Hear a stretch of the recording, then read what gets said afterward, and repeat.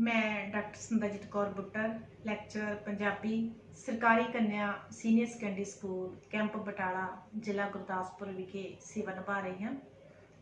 मेरे वालों तुहानूं सारिआं नूं प्यार ते सत्कार भरपूर सत श्री अकाल। प्यारे बच्चों, जिस तरह अनेकां ही औखे शब्द तुहानूं इंग्लिश दे विच आउंदे आ, उन्हां दे तुसीं मीनिंग जानना चाहुंदे जे ते उस वेले तुसी डिक्शनरी की वरतों करते जे ते डिक्शनरी वरतन दे नाल तुहाडी जिहड़ी ओह प्रॉब्लम हुंदी है वो सॉल्व हो जाती है। तुहानूं उन्हां वर्ड्स के मीनिंग मिल जाते हैं। इसे तरह ही पंजाबी जिहड़ी आ इहदे विच भी कई अनेकां ही शब्द जय हुंदे हन जिन्हां दे तुसी अर्थ नहीं जानते हुंदे ते उन्हां नूं जानन दे लई भी तुहानूं किसी ना किसी कोश की जरूरत पैंदी है। साडे पंजाबी साहित्य विच महान कोश जिहड़ा वा वो दो जणियां दा वा। एक कान सिंह नाभा जी द्वारा संपादक किया गया ते एक डॉक्टर हरकीरत सिंह जी द्वारा। इन्हां दे विच जिस तरह इंग्लिश दे विच ABC दे नाल लगदे जिन्ने शब्द वा उन्हां दे अर्थ दस्से हुंदे आ, इसे तरह ही इस जिहड़ा शब्दकोश है इहदे विच भी अर्थां नूं शब्दां दे अर्थां नूं समझाया गया हुंदा है। इसे नाल ही प्यारे बच्चों संबंधित तुहाडा विशा 12वीं जमात लाजमी पंजाबी विच है शब्दकोश की विਉਂਤਬੰਦੀ। किस तरह असीं इन्हां दी विਉਂਤਬੰਦੀ करिए ते सानूं जिहड़ा वा ओह समझ लग जाए कि इहदे विच किस तरह असी वर्णमाला के उच्चारण के तहत तरतीब विच शब्दां नूं लैके आईए। इस पाठ के वास्ते सब तो पहला बच्चों तुहानूं पता होना चाहिए कि साडी वर्णमाला दे किन्ने अखर आ ते इह जिहड़ी आ वर्णमाला उहदा उच्चारण तुहानूं उहदे सही सही ज्ञान होना चाहिए। जदों भी तुसीं इस प्रश्न नूं हल करना वा उस वेले तुसी वर्णमाला नूं अपने दिमाग विच रखना। उसे तरह ही जिस तरह शब्द दे विच अखर आउंदा पहला वर्णमाला विच उहनूं बोलदे होए लैके आउणा, फिर उस नूं तरतीब देनी। जिस तरह वर्णमाला विच अखरां दी तरतीब आ उसे तरह ही शब्दां नूं तरतीब दित्ती जानी चाहिदी आ। ते कित्थे लगाखर लगे होण ते फिर असीं तरतीब किस तरह देनी आ, दो अखर आ फिर तरतीब किस तरह देनी आ ते उस तरह शब्द वा ते उन्हां नूं तरतीब देण वास्ते पहले अखर का किस तरह ध्यान रखना, ये सब कुछ बारे असीं अज दे पाठ विच जाणांगे। आओ सुणदे हां शब्दकोश विਉਂਤਬੰਦੀ। बहुत ही प्यारे विद्यार्थियों, आज मैं तुहाडे नाल 12वीं जमात लाजमी पंजाबी विचला पाठ शब्दकोश साझा करन जा रही हाँ। ते आओ वेखदे हां, सुणदे हां, समझदे हां पाठ शब्दकोश वाचन विधि। इस दे बारे विच जानन दे लई सानू जिहड़ी साडी वर्णमाला वा उहदे बारे भी ज्ञान होना चाहिदा ते साडे व्याकरण दे जिहड़े बेस आ उहदे बारे भी सानू जानकारी होनी चाहिदी है। सब तो पहले वेखो धुनी। धुनी जो भी असी मूँह दे विचों आवाज़ कढ़दे हाँ उस नूं धुनी कहा जाता है। जदों ये आवाज़ किसी चीज़ का रूप धारण करके बाहर निकलती है वो हुंदे ने अखर, ते जदों अखर मिलते ने ते शब्द बन जाते ने। ते अगे जिहड़े आ वाकांश जदों भी आम बोलचाल की भाषा विच शब्दां दे समूह नूं वाकांश कहा जाता है।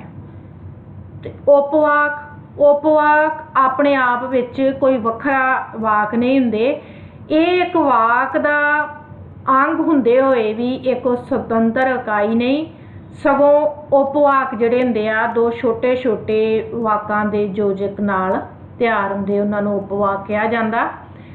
वाक अपने आप विच एक पूर्ण रूप विच वड्डी जिहड़ी व्याकरणिक इकाई मन्निया जांदा इहनूं। ते अर्थ वाकां दे अर्थ समझणे उस नूं अर्थ कहा जाता है। ਹੁਣ ਇਹਨਾਂ ਦਾ ਆਪਸ ਦੇ ਵਿੱਚ ਕੀ ਸੰਬੰਧ ਹੈ ਇਹ ਵੀ ਜਾਣ ਲਈਏ। ਜਿਹੜੀ ਆਵਾਜ਼ ਮੂੰਹੋਂ ਨਿਕਲਦੀ ਆ ਉਹ ਅੱਖਰ ਦਾ ਰੂਪ ਧਾਰਨ ਕਰਦੀ ਆ। ਅੱਖਰਾਂ ਦਾ ਸਮੂਹ ਸ਼ਬਦ ਬਣ ਜਾਂਦਾ ਤੇ ਸ਼ਬਦਾਂ ਦਾ ਸਮੂਹ ਵਾਕ ਬਣ ਕੇ ਫਿਰ ਅਸੀਂ ਇਹਦੇ ਅਰਥ ਸਮਝਦੇ ਹਾਂ। ਧੁਨੀ ਭਾਸ਼ਾ ਦੀ ਸਭ ਤੋਂ ਛੋਟੀ ਇਕਾਈ ਹੈ। ਭਾਵੰਸ਼ ਭਾਸ਼ਾ ਦੀ ਸਭ ਤੋਂ ਛੋਟੀ ਸਾਰਥਿਕ ਇਕਾਈ ਹੈ ਤੇ ਸ਼ਬਦ ਭਾਸ਼ਾ ਦੀ ਸਭ ਤੋਂ ਛੋਟੀ ਸਾਰਥਿਕ ਅਤੇ ਸੁਤੰਤਰ ਇਕਾਈ ਹੈ ਤੇ ਵਾਕ ਭਾਸ਼ਾ ਦੀ ਸਭ ਤੋਂ ਵੱਡੀ ਇਕਾਈ ਹੈ। ਹੁਣ ਅਸੀਂ ਸ਼ਬਦ ਦੀ ਪਰਿਭਾਸ਼ਾ ਵੀ ਸਮਝ ਲਈਏ ਕਿ ਸ਼ਬਦ ਕੀ ਹੁੰਦੇ ਹਨ। ਸ਼ਬਦ ਭਾਸ਼ਾ ਦੀ ਸਭ ਤੋਂ ਛੋਟੀ ਸਾਰਥਿਕ ਅਤੇ ਸੁਤੰਤਰ ਇਕਾਈ ਨੂੰ ਕਿਹਾ ਜਾਂਦਾ। ਸ਼ਬਦ ਦੀ ਪਰਿਭਾਸ਼ਾ ਦੇ ਬਾਰੇ ਵਿੱਚ ਤਾਂ ਸਮਝ ਲੱਗ ਗਈ ਹੋਵੇਗੀ ਕਿ ਸ਼ਬਦ ਕੀ ਹੁੰਦੇ ਆ ਤੇ ਅੱਗੇ ਅਸੀਂ ਕੋਸ਼ ਦੀ ਪਰਿਭਾਸ਼ਾ ਵੀ ਸਮਝ ਲਈਏ। ਕੋਸ਼ ਸ਼ਬਦ ਭਾਰਤੀ ਭਾਸ਼ਾਵਾਂ ਵਿੱਚ ਬਹੁਤ ਪੁਰਾਤਨ ਸ਼ਬਦ ਹੈ। ਪੁਰਾਤਨ ਅਰਥਾਂ ਵਿੱਚ ਕੋਸ਼ ਸ਼ਬਦ ਦੇ ਅਰਥ ਸੰਗ੍ਰਹਿ ਲੈ ਗਏ ਹਨ। ਪਿਆਰੇ ਬੱਚਿਓ, ਸੰਗ੍ਰਹਿ ਦੇ ਬਾਰੇ ਵਿੱਚ ਵੀ ਤੁਹਾਨੂੰ ਮੈਂ ਥੋੜਾ ਜਿਹਾ ਦੱਸਣਾ ਚਾਹੁੰਦੀ ਹਾਂ। ਸੰਗ੍ਰਹਿ ਦਾ ਮਤਲਬ ਹੁੰਦਾ ਕਿ ਸਮੂਹ, ਇਕੱਠ। ਜਿਸ ਤਰ੍ਹਾਂ ਕਿ ਅਸੀਂ ਕੁਝ ਕਵਿਤਾਵਾਂ ਜਾਂ ਕੁਝ ਕਹਾਣੀਆਂ ਨੂੰ ਸੰਗ੍ਰਹਿ ਕਰਕੇ ਇਕੱਠੇ ਕਰਕੇ ਸਮੂਹਕ ਰੂਪ ਵਿੱਚ ਇੱਕ ਕਿਤਾਬ ਛਪਾਉਂਦੇ ਆ, ਜਿਸ ਨੂੰ ਕਹਿ ਦਿੰਦੇ ਆ ਕਾਵਿ ਸੰਗ੍ਰਹਿ ਹੈ, ਇਹ ਕਹਾਣੀ ਸੰਗ੍ਰਹਿ ਹੈ, ਇਹ ਲੇਖ ਸੰਗ੍ਰਹਿ ਹੈ। ਉਸ ਦਾ ਉਹ ਇਸੇ ਤਰ੍ਹਾਂ ਹੀ ਸ਼ਬਦਾਂ ਦੇ ਅਰਥ ਦੇ ਸੰਗ੍ਰਹਿ ਨੂੰ ਕੋਸ਼ ਕਿਹਾ ਜਾਂਦਾ, ਸ਼ਬਦ ਕੋਸ਼। ਸੰਸਾਰ ਪੱਧਰ ਤੇ ਕੋਸ਼ ਪਰੰਪਰਾ ਦਾ ਆਰੰਭ ਭਾਰਤ ਵਿੱਚ ਹੋਇਆ। ਬਾਲਮੁਕੰਦ ਦਵਿੰਦੀ ਅਨੁਸਾਰ ਕੋਸ਼ ਭਾਰਤੀ ਪਰੰਪਰਾ ਵਿੱਚ ਕੋਸ਼ ਸ਼ਬਦ ਜਿਹੜਾ ਸੀਗਾ ਇਹਦਾ ਸੰਗ੍ਰਹਿ ਹੁੰਦਾ ਹੈ, ਜਿਸ ਵਿੱਚ ਇੱਕ ਤਾਂ ਸ਼ਬਦਾਂ ਨੂੰ ਕ੍ਰਮਵਾਰ ਦਿੱਤਾ ਹੁੰਦਾ ਹੈ ਤੇ ਦੂਜਾ ਇਹਨਾਂ ਦੇ ਅਰਥ ਤੇ ਭਾਵ ਵੀ ਦਿੱਤੇ ਹੁੰਦੇ ਹਨ। ਇਸੇ ਤਰ੍ਹਾਂ ਚੈਂਬਰਜ਼ ਇਨਸਾਈਕਲੋਪੀਡੀਆ ਅਨੁਸਾਰ ਕੋਸ਼ ਇੱਕ ਅਜਿਹੀ ਕਿਤਾਬ ਹੈ ਜਿਸ ਵਿੱਚ ਇੱਕ ਭਾਸ਼ਾ ਦੇ ਸ਼ਬਦਾਂ ਨੂੰ ਅੱਖਰ ਕ੍ਰਮ ਅਨੁਸਾਰ ਰੱਖਣ ਦੇ ਨਾਲ ਨਾਲ ਉਹਨਾਂ ਦੇ ਅਰਥਾਂ ਨੂੰ ਪਰਿਭਾਸ਼ਿਤ ਕੀਤਾ ਗਿਆ ਹੁੰਦਾ ਹੈ। ਸਾਹਿਤ ਅਤੇ ਬੋਲਾਂ ਵਿੱਚੋਂ ਉਹਨਾਂ ਦੀਆਂ ਉਦਾਹਰਨਾਂ ਦਿੱਤੀਆਂ ਗਈਆਂ ਹੁੰਦੀਆਂ ਹਨ ਤੇ ਨਾਲ ਹੀ ਨਿਰੁਕਤੀ ਦਿੱਤੀ ਗਈ ਹੈ।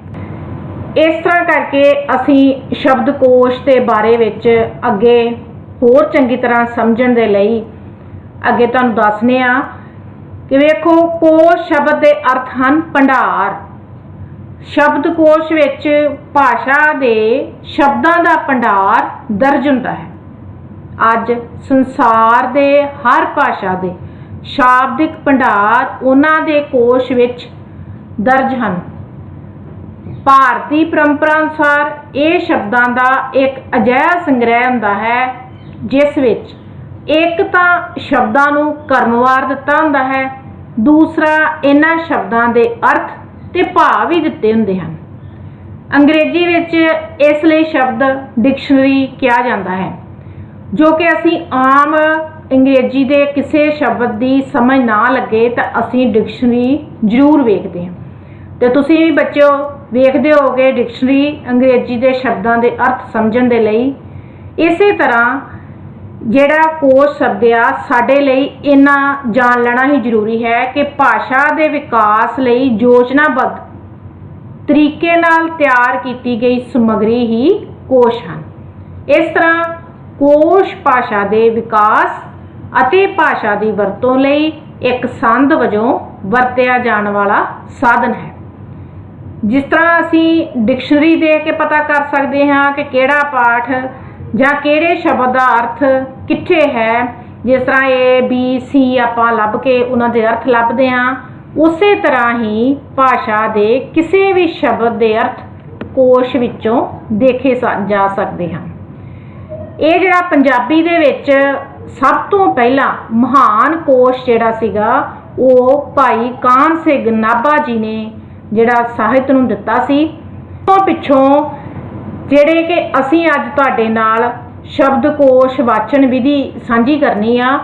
ਉਹ ਜਿਹੜਾ ਵਾ उसके संपादक ਜਿਹੜੇ ਆ डॉक्टर हरकीरत सिंह, ਉਹਨਾਂ ਦੇ ਨਿਯਮਾਂ ਦੇ ਅਨੁਸਾਰ ਅਸੀਂ ਜਿਹੜਾ ਸ਼ਬਦਕੋਸ਼ ਤੁਹਾਡੇ ਨਾਲ ਸਾਂਝਾ ਕਰਾਂਗੇ। ਪੰਜਾਬੀ ਸ਼ਬਦ ਰੂਪ ਤੇ ਸ਼ਬਦ ਜੋੜ ਤਿਆਰ ਕਰਨ ਦੇ ਦੋ ਮੁੱਖ ਮੰਤਵ ਹਨ।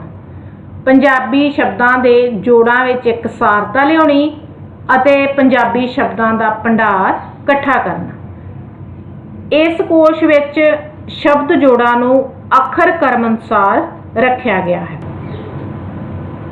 ਸ਼ਬਦਕੋਸ਼ ਅਨੁਸਾਰ ਸ਼ਬਦਾਂ ਨੂੰ ਤਰਤੀਬ ਵਿੱਚ ਲਿਖਣ ਸੰਬੰਧੀ ਕੁਝ ਨਿਯਮ ਹਨ ਜੋ ਕਿ ਤੁਹਾਡੇ ਨਾਲ ਅਸੀਂ ਹੁਣ ਸਾਂਝੇ ਕਰਾਂਗੇ। ਵੇਖੋ ਸਾਡੀ ਜਿਹੜੀ ਵਰਨਮਾਲਾ 35 ਅੱਖਰੀ ਭਾਵ ਆ ਊੜੇ ਤੋਂ ਲੈ ਕੇ ਰਾੜੇ ਤੱਕ ਸਾਰੇ ਵਰਗਾਂ ਦੇ ਅੱਖਰ ਤਰਤੀਬਵਾਰ ਤੁਹਾਡੇ ਧਿਆਨ ਵਿੱਚ ਹੋਣ। ਸਭ ਤੋਂ ਪਹਿਲਾਂ ਜਿਸ ਸ਼ਬਦ ਨੂੰ ਤਰਤੀਬ ਵਿੱਚ ਲਿਖਣਾ ਹੈ ਜਾਂ ਸ਼ਬਦ ਦੇ ਅਰਥ ਜਾਣਨੇ ਹਨ ਤਾਂ ਉਸ ਸ਼ਬਦ ਦਾ ਪਹਿਲਾ ਅੱਖਰ ਤੁਹਾਨੂੰ ਵੇਖਣਾ ਪਵੇਗਾ। ਜੇਕਰ ਸ਼ਬਦ ਦਾ ਪਹਿਲਾ ਅੱਖਰ ਇੱਕ ਤੋਂ ਵੱਧ ਸ਼ਬਦ ਦੇ ਅੱਖਰਾਂ ਨਾਲ ਸਮਾਨਤਾ ਰੱਖਦਾ ਹੋਵੇ ਤਾਂ ਉਸ ਤੋਂ ਬਾਅਦ ਲਗਾ ਮਾਤਰਾਵਾਂ ਜਾਂ ਦੂਸਰਾ ਅੱਖਰ ਦੇਖਿਆ ਜਾਂਦਾ ਹੈ। ਪੈਰ ਬਿੰਦੀ ਵਾਲੇ ਅੱਖਰ ਜਿੱਥੇ ਅੱਖਰ ਦਾ ਕਰਮ ਆਉਂਦਾ ਹੈ ਉੱਥੇ ਹੀ ਅੱਖਰ ਆਉਂਦੇ ਹਨ। ਜਿਵੇਂ ਸੱਸਾ ਸੱਸੇ ਪੈਰ ਬਿੰਦੀ, ਖੱਖਾ ਖੱਖੇ ਪੈਰ ਬਿੰਦੀ, ਗੱਗਾ ਗੱਗੇ ਪੈਰ ਬਿੰਦੀ, ਜਿੱਜਾ ਜਿੱਜੇ ਪੈਰ ਬਿੰਦੀ, ਫੱਫਾ ਫੱਫੇ ਪੈਰ ਬਿੰਦੀ ਤੇ ਲੱਲਾ ਲੱਲੇ ਪੈਰ ਬਿੰਦੀ। ਪਿਆਰੇ ਬੱਚਿਓ, ਇਸ ਪਾਠ ਨੂੰ ਸਮਝਣ ਦੇ ਲਈ ਤੁਹਾਨੂੰ ਸਭ ਤੋਂ ਪਹਿਲਾਂ 35 ਅੱਖਰ ਜਿਹੜੇ ਆ ਚੰਗੀ ਤਰ੍ਹਾਂ ਗਿਆਨ ਵਿੱਚ ਹੋਣੇ ਚਾਹੀਦੇ ਹਨ। ਜੇਕਰ ਤੁਹਾਨੂੰ ਕਈ ਵਾਰ ਸ਼ਬਦਕੋਸ਼ ਦੀ ਤਰਤੀਬ ਕਰਨ ਦੇ ਵੇਲੇ ਕਈ ਵਾਰ ਭੁਲੇਖਾ ਪੈ ਜਾਂਦਾ, ਤੁਹਾਨੂੰ ਚਾਹੀਦਾ ਕਿ ਆਪਣਾ ਊੜਾ ਐੜਾ ਸਾਰੇ ਜਿਹੜੇ ਆ 35 ਅੱਖਰ ਆ ਉਹਨੂੰ ਵਰਨਮਾਲਾ ਨੂੰ ਇੱਕ ਪਾਸੇ ਲਿਖ ਲਓ। ਜਿਸ ਤਰ੍ਹਾਂ ਵੇਖੋ ਤੁਹਾਡੇ ਸਾਹਮਣੇ ਲਿਖੀ ਆ ਕਿ ਊੜਾ ਐੜਾ ਈੜੀ ਸੱਸਾ ਹਾਹਾ। ਊੜਾ ਵਰਗ 'ਚ ਕੱਕਾ ਖੱਖਾ ਗੱਗਾ ਘੱਗਾ ngੰਗਾ। ਕੱਕਾ ਵਰਗ ਚਿੱਚਾ ਛਿੱਛਾ ਜਿੱਜਾ ਝਿੱਜਾ ਜਿੰਝਾ। ਚਿੱਚਾ ਵਰਗ ਟੈਂਕਾ ਠੱਠਾ ਡੱਡਾ ਢੱਡਾ ਨਾਣਾ। ਟੈਂਕਾ ਵਰਗ ਤੱਤਾ ਥੱਥਾ ਦੱਦਾ ਤੱਦਾ ਨੰਨਾ। ਤੱਤਾ ਵਰਗ ਪੱਪਾ ਫੱਫਾ ਬੱਬਾ ਪੱਬਾ ਮੰਮਾ। ਇਹ ਪੱਪਾ ਵਰਗਿਆ ਤੇ ਯਈਆ ਰਾਰਾ ਲੱਲਾ ਵੋਵਾ ਰਾੜਾ। ਇਸ ਤਰ੍ਹਾਂ ਅਸੀਂ ਜਿਹੜੀ ਆ ਸਾਰੀ ਵਰਨਮਾਲਾ ਨੂੰ ਆਪਣੇ ਧਿਆਨ ਵਿੱਚ ਰੱਖ ਲਵਾਂਗੇ। ਫਿਰ ਅਸੀਂ ਸ਼ਬਦਕੋਸ਼ ਨੂੰ ਤਰਤੀਬ ਦੇਣੀ ਸ਼ੁਰੂ ਕਰਾਂਗੇ। ਹੁਣ ਵੇਖੋ ਕਿ ਸ਼ਬਦਕੋਸ਼ ਅਨੁਸਾਰ ਅਸੀਂ ਜਿਹੜਾ ਵਾ ਦੂਜਾ ਕੀ ਨਿਯਮ ਵਰਤਣਾ ਵਾ। ਲਗਾ ਮਾਤਰਾ ਤੇ ਲਗਾਖਰ ਬਾਰੇ ਵੀ ਜਾਣਕਾਰੀ ਤੁਹਾਨੂੰ ਹੋਣੀ ਚਾਹੀਦੀ ਹੈ। ਜਿਸ ਤਰ੍ਹਾਂ ਵਰਨਮਾਲਾ ਬਾਰੇ ਜਾਣਕਾਰੀ ਹੋਣੀ ਚਾਹੀਦੀ ਸੀ ਪੂਰੀ ਉਸੇ ਤਰ੍ਹਾਂ ਲਗਾ ਮਾਤਰਾ ਬਾਰੇ ਵੀ ਤੁਹਾਨੂੰ ਪੂਰੀ ਜਾਣਕਾਰੀ ਹੋਣੀ ਚਾਹੀਦੀ। ਜੇਕਰ ਪਹਿਲਾ ਅੱਖਰ ਆ ਉਹਦੇ ਨਾਲ ਲਗਾ ਮਾਤਰਾ ਵਿੱਚ ਵੀ ਸਮਾਨਤਾ ਪਾਈ ਜਾਵੇ ਤਾਂ ਦੂਸਰਾ ਅੱਖਰ ਦੇਖਿਆ ਜਾ ਸਕਦਾ। ਲਗਾ ਮਾਤਰਾਵਾਂ ਕਿਹੜੀਆਂ ਕੀ ਉਹਦੀ ਤਰਤੀਬ ਆ ਉਹ ਹੁਣ ਤੁਹਾਨੂੰ ਦੱਸਨੇ ਆ। ਸਭ ਤੋਂ ਪਹਿਲਾਂ ਵੇਖੋ ਪਹਿਲੀ ਕਿਹੜੀ ਆ ਮੁਕਤਾ ਤੇ ਸਾਹਮਣੇ ਇਹਦੇ ਚਿੰਨ੍ਹ ਦਰਸਾਏ ਗਏ ਆ। ਕੰਨਾ, ਫੇਰ ਸਿਹਾਰੀ, ਫੇਰ ਬਿਹਾਰੀ, ਔਂਕੜ, ਦਲੈਂਕੜ, ਲਾਂ, ਦਲਾਵਾਂ, ਹੋੜਾ ਤੇ ਘਨੌੜਾ। ਇਹਦੀ ਮਾਤਰਾਵਾਂ ਦੀ ਲਗਾਤਾਰਤਾ ਸੀ। ਤੀਜਾ ਨਿਯਮ ਜਿਹੜਾ ਵਾ ਉਹਨੂੰ ਅਸੀਂ ਵੇਖੀਏ ਕਿ ਲਗਾ ਦੇ ਨਾਲ ਲਗਾਖਰ ਦੀ ਤਰਤੀਬ ਹੇਠ ਲਿਖੇ ਅਨੁਸਾਰ ਹੋਵੇਗੀ। ਕਿਹੜੇ ਲਗਾਖਰ ਬੱਚਿਓ? ਬਿੰਦੀ, ਟਿੱਪੀ ਤੇ ਅਦਕ। ਇਹ ਤਿੰਨ ਸਾਡੇ ਲਗਾਖਰ ਨੇ।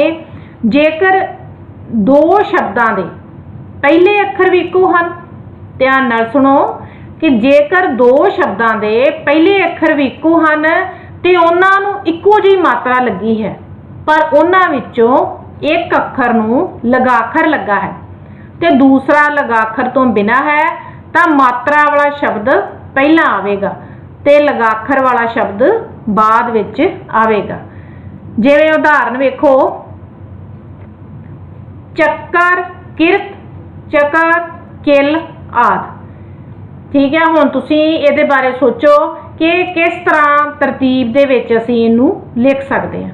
सब तो पहले उहदे मुताबक वेखो कि किहड़ा जिहड़ा वा अखर वा वो पहलों आउणा ते किहड़े मगरों आउणे। फिर असीं ऊड़ा ऐड़ा वेखांगे करके कि ऊड़ा ऐड़ा ईड़ी सस्सा हाहा ते कक्का। कक्का जदों आया तो साडा फट ध्यान इधर आएगा कि कक्का जिहड़ा वा अखर विच किसी शब्द दे पहला अखर है। ते इहदे विच वेखो कक्के वाला किहड़ा अखर आ, किरत लावांगे पहलों कि किल। जेकर असीं इधर वेखीए मात्रावां उपर लिखिया जिस तरह कि मात्रा वाला शब्द पहलों आवेगा, फिर की आवेगा किरत, ते उस तो पिछों वेखो किल आवेगा क्योंकि इस दे नाल लगाखर लगा होया।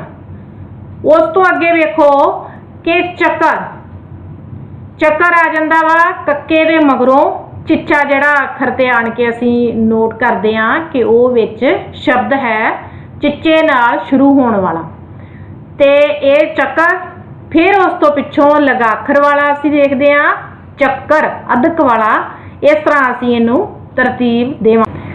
ते इस तो अगे बच्चों जिहड़ा वा अगला नियम वेखो कि जेकर दो शब्दां दे पहले अखर भी इक्को हन ते उन्हां नूं इक्को जही मात्रा लगी है, पर उन्हां विचों एक दुੱਤ अखर हाहा रारा वोवा। जिस तरह सानूं पता कि दुੱਤ अखर किहड़े आ व्याकरण दे विच, हाहा रारा ते वोवा, ते दूसरा दुੱਤ अखर नहीं है, तां दुੱਤ अखर वाला शब्द बाद विच आवेगा।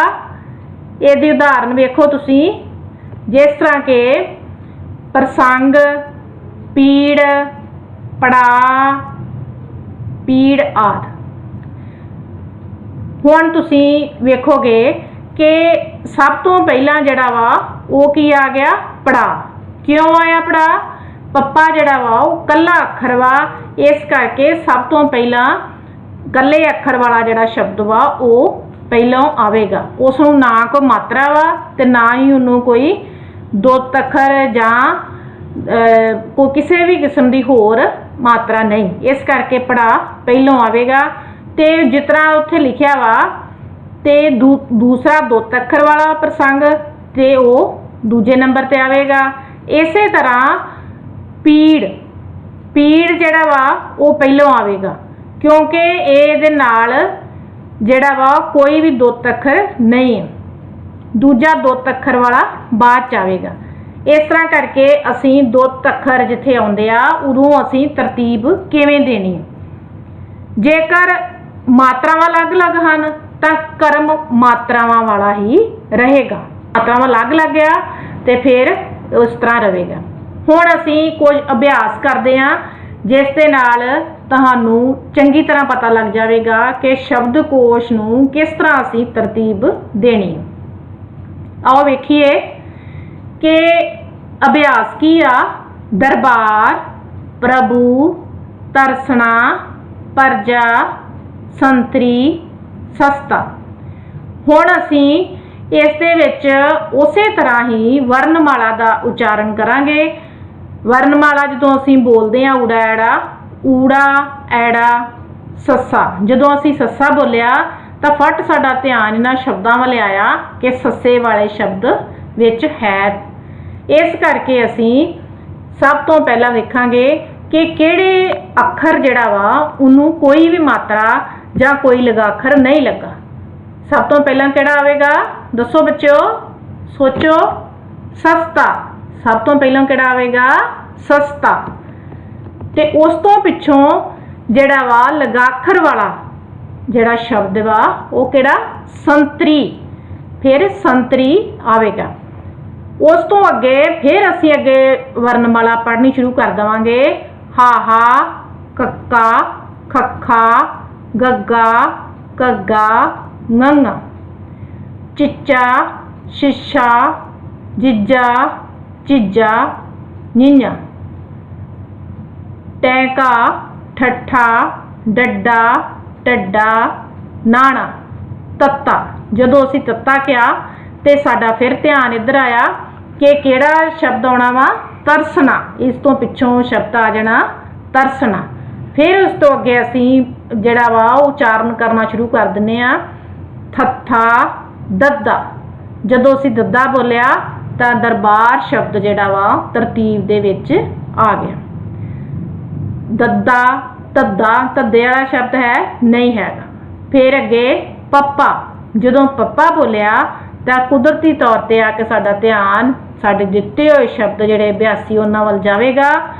पप्पा दो शब्द वा पप्पे वाले, पर असीं ये वेखना कि कल्ला पप्पा किहड़ा वा। जिस तरह परजा इनू पप्पे नू कोई भी मात्रा जां कोई लगाखर जां दुत्त अखर नहीं, इस करके परजा पहला आवेगा।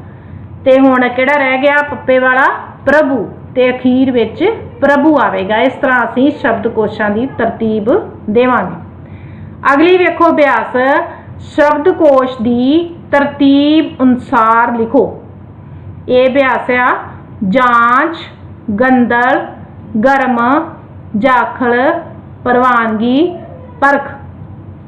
हुण असीं फिर तो उसे तरह जिहड़ी वर्णमाला नूं पढ़ के ते पता लावांगे। ऊड़ा, ऐड़ा, ईड़ी, ससा, हाहा, कक्का, खखा, गग्गा। जदों असी गग्गा बोलिया तो फट साडा ध्यान इधर आया कि इन्हां दे विच कोई गग्गे वाला शब्द है। इस दे विच इस अभ्यास दे विच दो शब्द ने, गंदल ते गर्म। गंदल शब्द आ ते गर्म शब्द आ। बच्चों सोचो जरा कि इन्हां दे विचों पहलों किहड़ा आवेगा। जदों असी सोचिया ते किहड़ा शब्द आना पहलों जिन्हों कोई भी मात्रा नहीं लगी, किहड़ा है गर्म। गर्म शब्द पहलों आवेगा। ते गंदल क्यों मगरों आवेगा? उसका कारण आ कि उसके उपर जिहड़ा वा बिंदी टिप्पी अधक, ये की है साडे, ये गंदल शब्द आवेगा। ये साडे जिहड़े आ उस तो अगे जिहड़ा वा गग्गा, घग्गा, ngंगा, चिच्चा, शिशा, जिज्जा।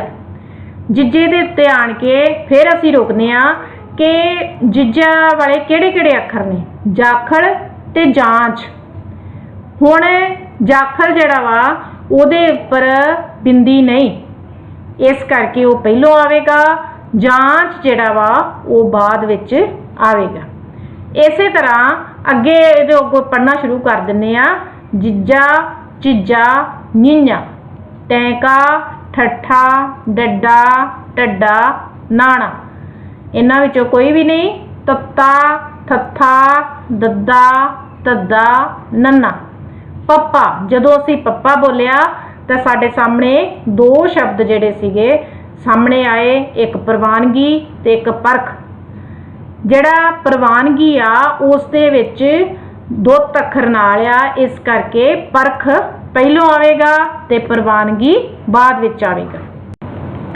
इस तो अगे बच्चों असी अखर, लगां, लगाखर ते दुत्त अखर इन्हां दे बारे जाणांगे भी किस तरह नाल तरतीब देनी है।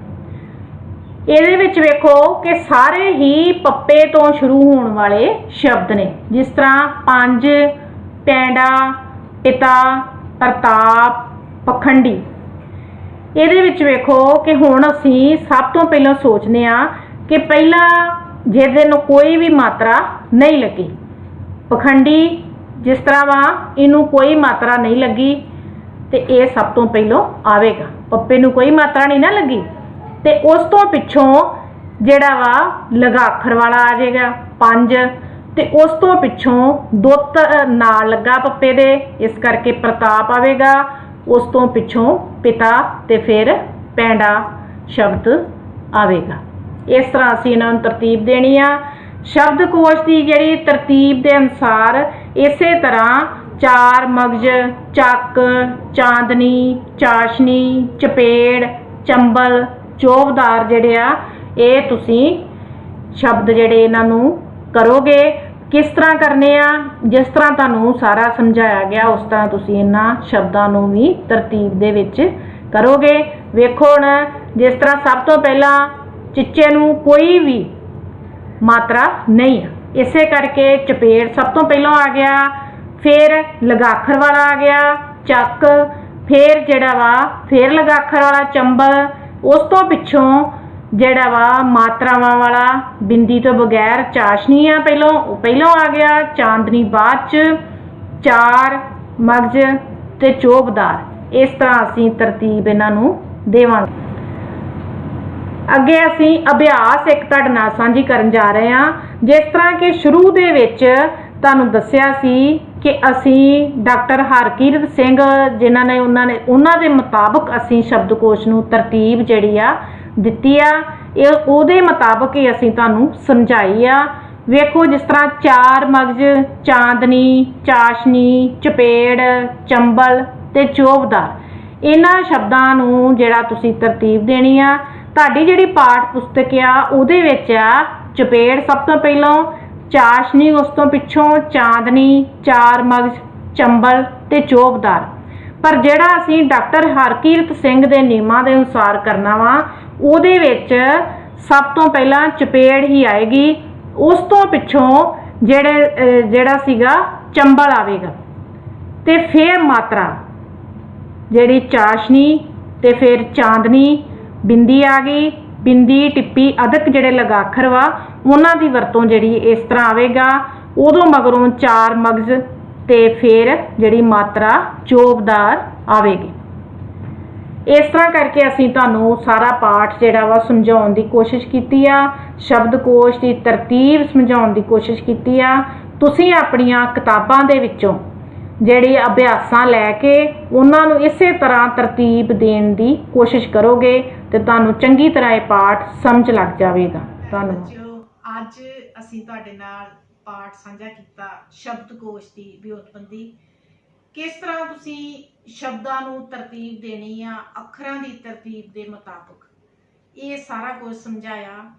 ਇਸ ਦੇ ਵਿੱਚ ਜਿਹੜੇ ਅਭਿਆਸ ਵਾ ਉਹ ਵੀ ਤੁਹਾਨੂੰ ਕਰਵਾਈ ਗਈ ਆ ਤੇ ਤੁਸੀਂ ਇਸ ਪਾਠ ਨੂੰ ਚੰਗੀ ਤਰ੍ਹਾਂ ਸਮਝ ਲਿਆ ਹੋਵੇਗਾ, ਮੈਂ ਇਹੋ ਹੀ ਆਸ ਰੱਖਦੀ ਹਾਂ। ਤੇ ਤੁਸੀਂ ਇਸ ਜਿਹੜੀ ਅਭਿਆਸ ਵਾ ਇਸ ਤੋਂ ਇਲਾਵਾ ਵੀ ਤੁਹਾਡੀ ਕਿਤਾਬ ਦੇ ਵਿੱਚ ਅਨੇਕਾਂ ਅਭਿਆਸਾਂ ਦਿੱਤੀਆਂ ਗਈਆਂ, ਉਹਨਾਂ ਸਾਰੀਆਂ ਅਭਿਆਸਾਂ ਨੂੰ ਤੁਸੀਂ ਬੈਠ ਕੇ ਆਪਣੀਆਂ ਕਾਪੀਆਂ ਵਿੱਚ ਹੱਲ ਕਰੋਗੇ ਤੇ ਜਿਸ ਤਰ੍ਹਾਂ ਦੇ ਨਿਯਮ ਦੱਸੇ ਆ ਉਹਨਾਂ ਨਿਯਮਾਂ ਦੇ ਤਹਿਤ ਜੇਕਰ ਤੁਸੀਂ ਇਹ ਅਭਿਆਸਾਂ ਨੂੰ ਬਾਰ-ਬਾਰ ਕਰੋਗੇ, ਜਿਸ ਤਰ੍ਹਾਂ ਮੈਥ ਜਾਂ ਹਿਸਾਬ ਜਿਹੜਾ ਵਾ ਕੱਢਣ ਦੇ ਵਾਸਤੇ ਪ੍ਰੈਕਟਿਸ ਦੀ ਲੋੜ ਹੁੰਦੀ ਹੈ, ਉਸੇ ਤਰ੍ਹਾਂ ਹੀ ਇਹ ਸ਼ਬਦਕੋਸ਼ ਤਰਤੀਬ ਦੇਣ ਵਾਸਤੇ ਤੁਹਾਨੂੰ ਜ਼ਿਆਦਾ ਪ੍ਰੈਕਟਿਸ ਦੀ ਲੋੜ ਵਾ। ਬਾਰ-ਬਾਰ ਤੁਸੀਂ ਜਿਹੜੀਆਂ ਇਹ ਦੁਹਰਾਓਗੇ ਅਭਿਆਸ ਤੇ ਤੁਹਾਨੂੰ ਆਪਣੇ ਆਪ ਪਤਾ ਲੱਗ ਜਾਣਾ ਕਿ ਕਿਸ ਤਰ੍ਹਾਂ ਅਸੀਂ ਸ਼ਬਦਕੋਸ਼ਾਂ ਨੂੰ ਤਰਤੀਬ ਦੇਣੀ ਹੈ। ਤੇ ਮੈਂ ਅਖੀਰ ਦੇ ਵਿੱਚ ਸਾਰਿਆਂ ਨੂੰ ਤਹਿ ਦਿਲ ਤੋਂ ਧੰਨਵਾਦ ਕਰਦੀ ਹਾਂ ਕਿ ਤੁਸੀਂ ਇਸ ਪਾਠ ਨੂੰ ਧਿਆਨ ਨਾਲ ਸੁਣਿਆ ਤੇ ਸਮਝਿਆ ਤੇ ਹੁਣ ਤੁਸੀਂ ਇਹਨਾਂ ਨੂੰ ਕਾਪੀਆਂ ਦੇ ਉੱਤੇ ਵੀ ਹੱਲ ਕਰੋਗੇ। ਧੰਨਵਾਦ।